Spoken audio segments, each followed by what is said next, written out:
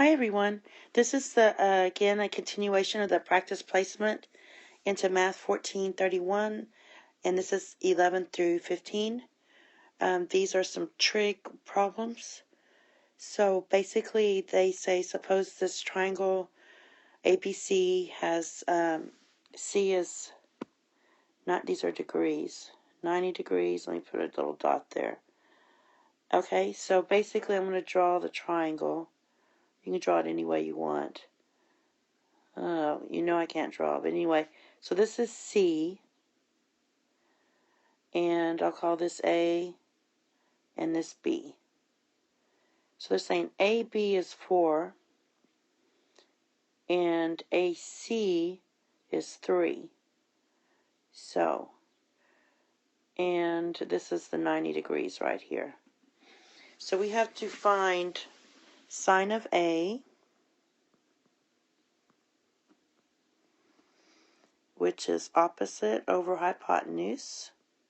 Hypotenuse is 4, but we don't know what the opposite is. And secant is hypotenuse over adjacent. So, secant of what? B. So, secant of B, hypotenuse is 4, and we still don't know what adjacent is. So, we're going to use the Pythagorean theorem. 3 squared plus something, I'll just call it x squared, equals 4 squared. So, x squared equals 16 minus 9. And so x is, this is 7. So x is the square root of 7. So this is square root of 7. So this is square root of 7. Goes here. And then here is square root of 7. And they do rationalize the denominator on this. So this is, you just multiply this by root 7 over root 7. So that's going to be 4 root 7 over 7. And that's secant. So basically, just know your trig ratios there and the Pythagorean theorem.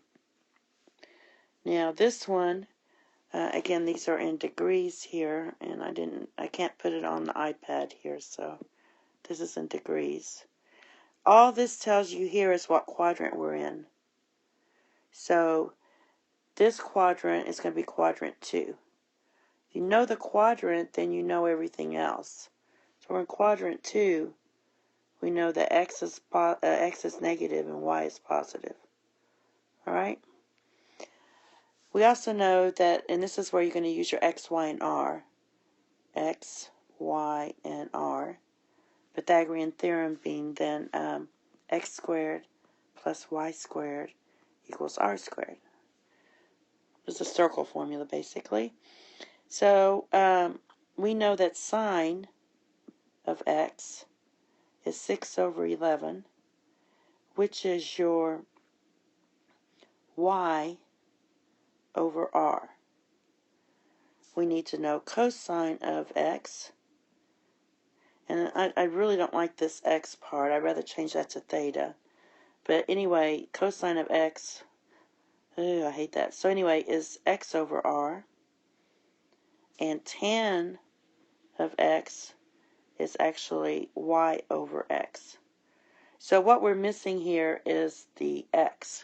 So we're going to do the Pythagorean theorem with x squared plus y squared, which is 6, y is 6 equals 11 squared. So we get x squared equals 121 minus 36. So basically, so we have x squared equals 85. So x equals the square root of 85. It's always going to be positive there. So basically, if I want to rewrite this, I'm going to just rewrite this. My x is square root of 85. My y is 6. And my r equals 11. And then we just plug everything in. So cosine is going to be square root of 85 over r. And tan is y, which is 11. No, y is 6 over x square root of 85. You rationalize the denominator. So that's just going to be 6 root 85 over 85. Now, the thing I need to be careful about is my signs here. Cosine is negative in quadrant 2. So I'm going to put a negative here. Tan is also negative because y over x would be positive over negative. So this is also negative. So both my answers are negative. So be careful on that when you take your test.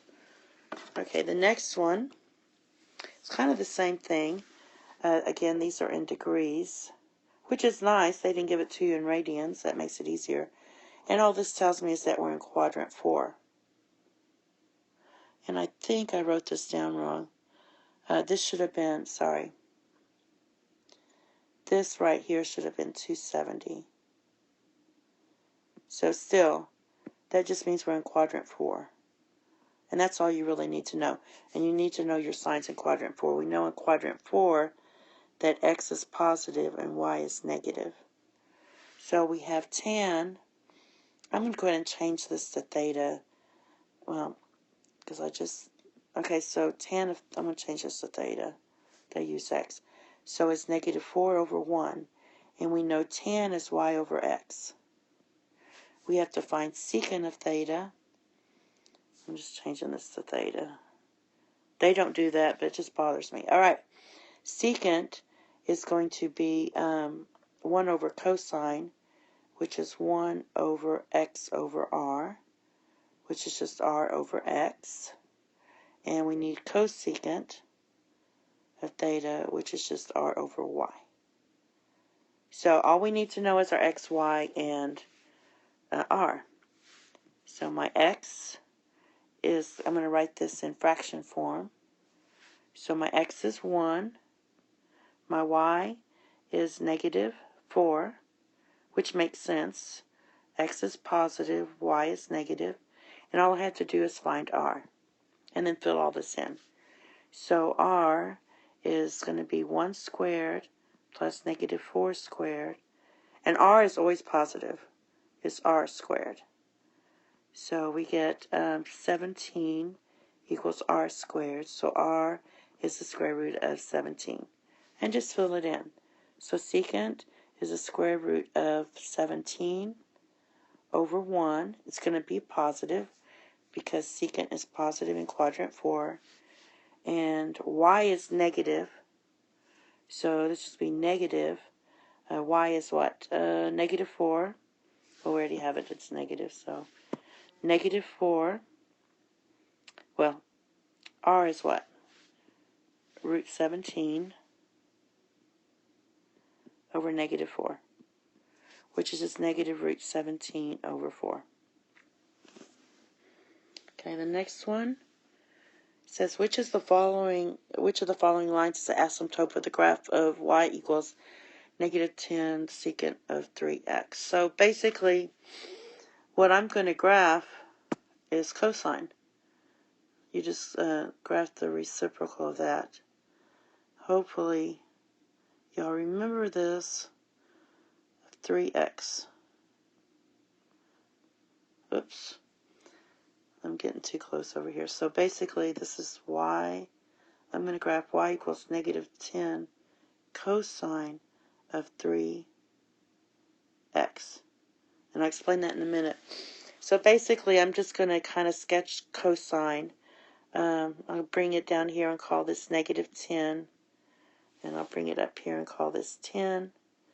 And I'm just going to draw negative cosine. So it starts here, and I'll just kind of go up here and draw the characteristic curve of cosecant here.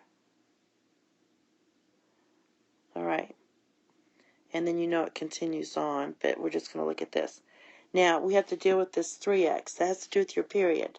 This is your b part for your period. So your period is 2 pi over b